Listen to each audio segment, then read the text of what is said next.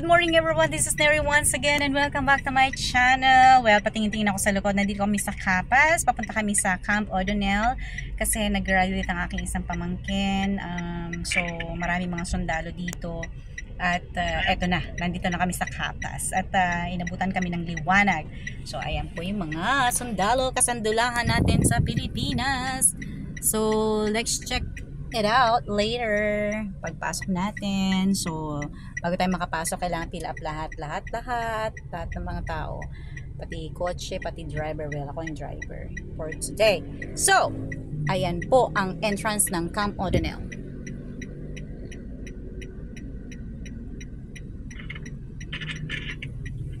Alright, see you later. Lakat kay nagkuhan pa man. Fill up. Alas 3 na nangaturog.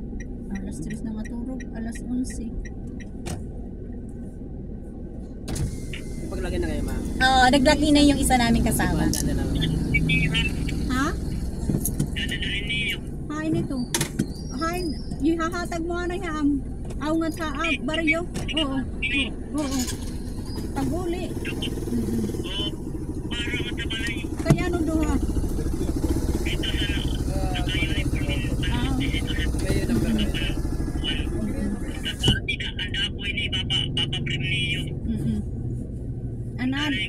Ada kamu tanan. Oh. Papremniyot mo pa nga prem. Bisan mahal. Ito mo pa. Ikaw pa'y magmandar. Oo. Adi nga bagay papadara ko. Kanay matliwat. Kanto pa na ikuhuli ang mga gamit na. Quarantine na magagamit. Oo, sige. Sige, thank you. Oo. Pwede na tayo makapasok? Ay, ako yan, bag ko. So mauna na tayo dito sa kotse na ito. May paha ka. Dati bag kaya niya mga gamit dati papadara. May paha ka. Okay na, sir. Okay na. Diretso na. Marik paha. Gamit ko na lang. Kanyila ba rin na indot na na? Ang orange.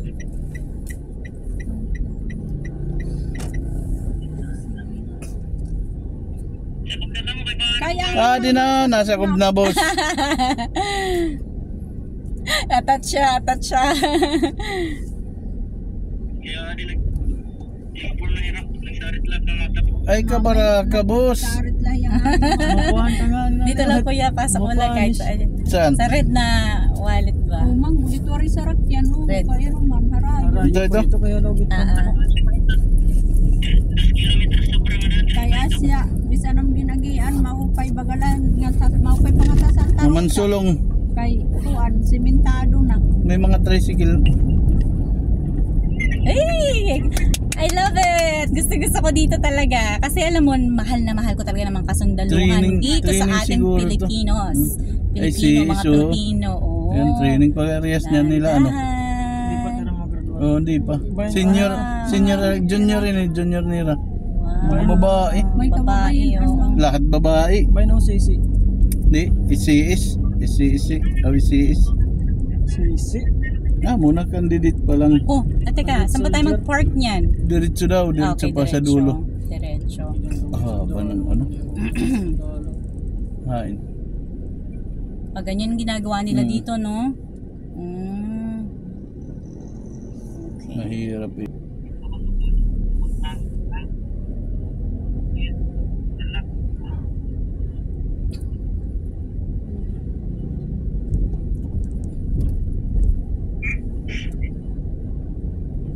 So dito, hindi ka makapasok na wala kang gate pass at wala kang kilala, wala kang access, wala kang...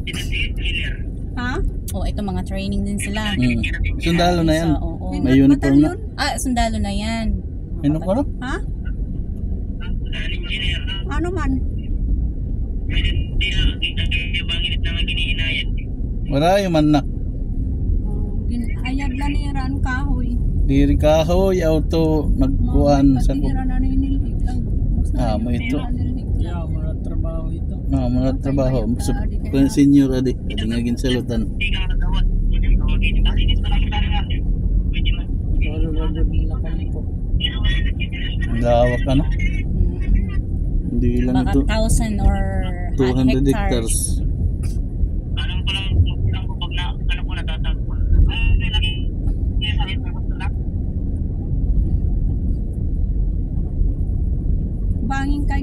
Series. Saan tayo niyan? Dito, no? Dito man Dito na sila. siguro. Sama-sama tayo dito. Ayan o. Pambato. Armor. Armor. May lamisa, hiray kita wari lamisa. Matatanong natin dito. Sige, sige. Oh, Ngadi, ngadi. Adi, Ah. banda. Ngay may adaw. May gitpas naman. Oo. May da, gutila.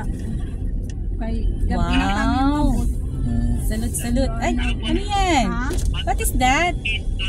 Kala ko bibigyan mo kami. Ano ba yan? Okay. Palimos. Ano yan? Mamalimos kami? Ano yan? Para sa... 4? 4. May tab. Para saan po yan dito? Oh. Para sa grandson po. Okay. Wow. Kuya, hawakan mo.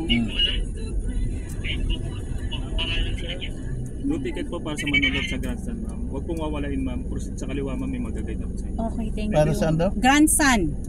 What's that? Anong grandson? Para sa... Apo. Baka apo. Hindi ko alam. Grandson pinagsabihin. Tatanong natin dito. Grandstand. Grandson. Sa kaliwa. Ha? Hello. Hello. Okay. Ano, adi na kami. Ari na yung Dito. grandson. Grandstand. May grandson. Taga na kami. This way. Nabingi na, nabingi. Okay, sarani na. Adi na didi. Yun niya yung kampo. Ha? Oh, sige. Sige Sige na. pa nga na. Maharani na kami. Sa kalibot, goal na yun eh. Jogging. Grandson. Grandstand siguro. Grandstand. Hinahanap ko yung grandson man. Mami, grandson ba tayo dyan? Wow, ang ganda oh. Malawak.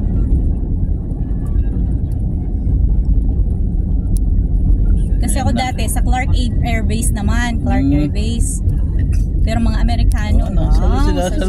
Sila saladuhan. Lugod kita. Ganun pala yun. Iya eh. Oh, andito tayo. So, dito tayo mag-park. Oo, siguro Wow. dito. Kadamot ng Dili. parking. Ay, wow. Para na Yes, para. sir. Para. Sir, tanong lang po sir kung anong company ng Iko. Iko po sir, Misol po kayo sir. Misol? Po sir. Bali magtanong po kayo dun sa kasama namin sir kung saan kayo mag-park. Tsaka saan banda yung ano sir, yung Misol para alam niyo kung saan kayo. Iko din kuya. Sige, iko daw. Okay, thank you. Okay, tambay sa para sa Iko. Okay, thank you. Carry on. Ayos wow, very good. Saludo lahat. Ay, thank you. Oh, saludo.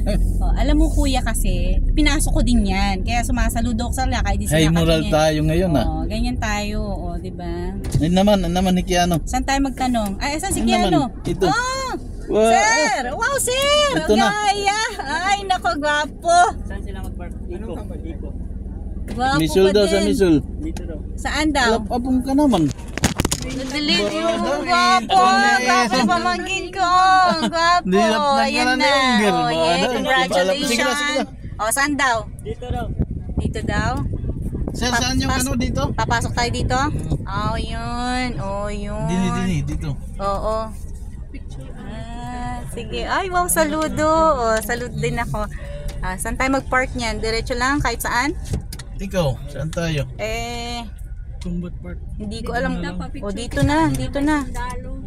Oo, Adi man wow. may table. Dito na lang tayo kasi. Saan? Table. Saan? Kasi malapit dito. Yung Pwede ba mag-park dyan or kahit sa ito sa may ano? Pwede ba? Nandyan na lang.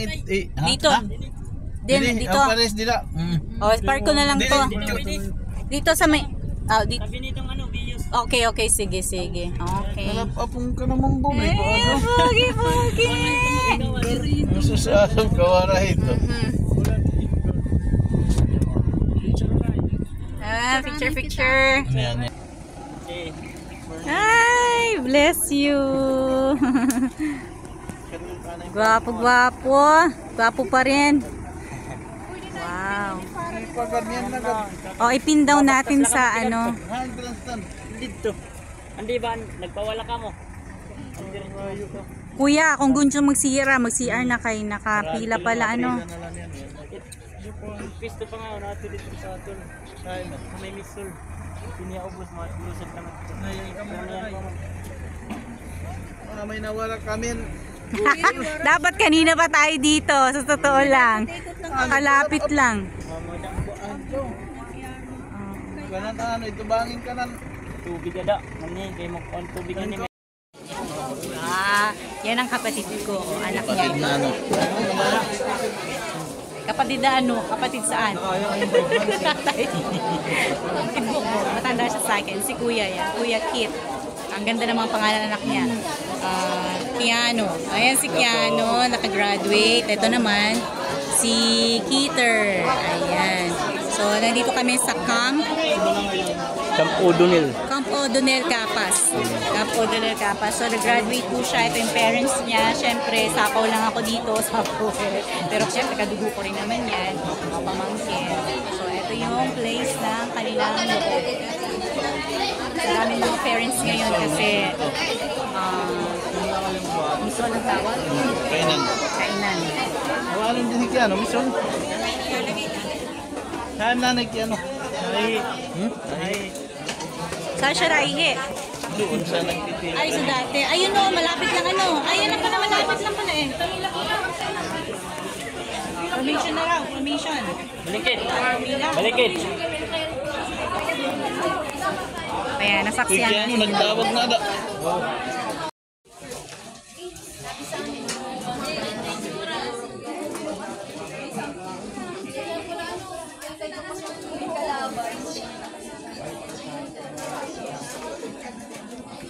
Ilan lahat yung mag-graduate ngayon? 450? 500 plus na. Oh, dami. Very good. Kaya lang wala pang libo, no? Dito lang yan. Dito lang yan, no? Mag-graduate, oo.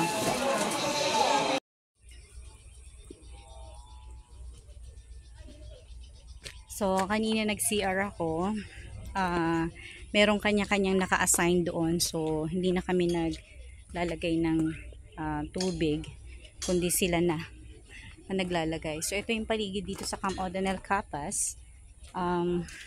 At ang aking pamangkin, kasama ng kanyang magulang na nandun na sila sa loob. At nag-uumpisa na yata ang kanilang graduation. At ako yung naglilibot-libot pa dito sa paligid.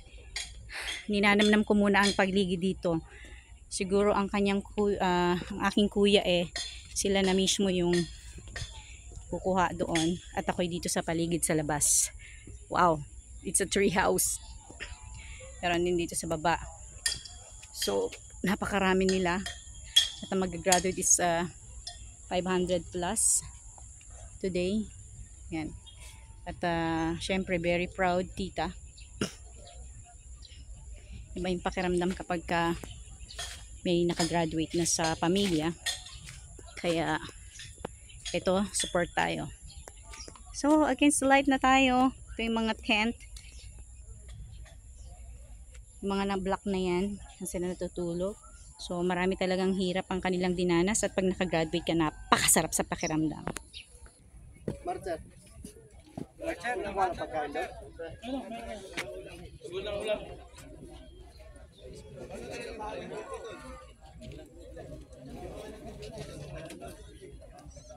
So, itong mga tent na to, dito kayo natutulog?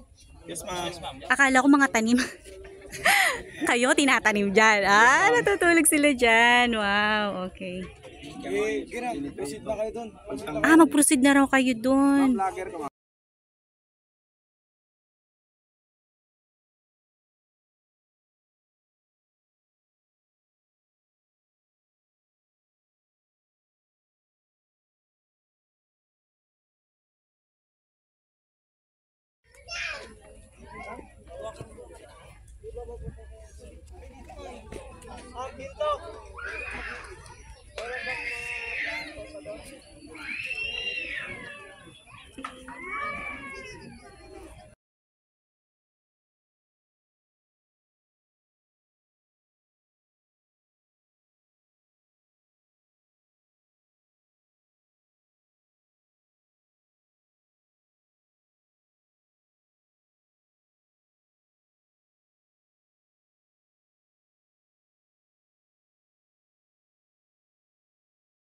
Okay, so meron ako isang interview dito sa mga training na nangyayari sa kanila. So meron isang nagcha-training dito na sinabi sa akin na meron silang pahirap na, like example, nagkaroon sila ng punishment. So ilalagay po sila doon sa isang sapa na may linta na pwede silang matulog doon. I don't know if it is true, pero yun ang sinabi niya sa akin pagka meron silang mga violation na ginawa dito. So ganun po yung one of the punishment na ginagawa sa kanila. So ilalagay lang sila doon sa isang ilog and then pwede silang kulampuan daw doon na pwede na silang matulog doon. Di ba napakahirap? So anyway, kung ano man pa man yung mga dinanas nila ng mga kasundaluhan natin, yung mga hindi pa nakaka-graduate siya ngayon, ano man hirap nila, ay disiplina ito sa kanilang sarili at pagpapalakas ng loob sa kanila. Siyempre, pag sinabak sila sa gera or anytime na magkaroon tayo ng kalaban dito sa Pilipinas, so handa po ang kasundaluhan natin at magiging malakas at malakas po talaga ang personal. At actually, hindi lang ganun ang pagta-training sa kanila, binibigyan din sila ng lakas ng anong tawag dito, sa loob, para hindi mental, emotional, yun ang itinuturo din sa kanila, no? So kaya hindi rin ako na